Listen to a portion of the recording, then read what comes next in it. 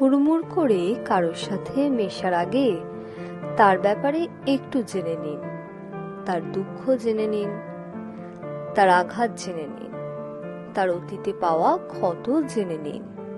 জানুন দুঃস্বপ্নে কি দেখে সে চমকে ওঠে রোজ। জানুন কতটা আঘাত পেলে মানুষের থেকে মন উঠে যায়।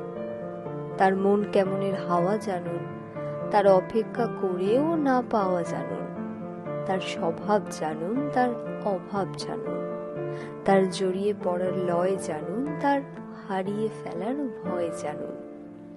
তারপর ভেবে দেখুন মিশবেন কিনা, আদেও এইরকম মানুষের সাথে থাকতে পারবেন কিনা।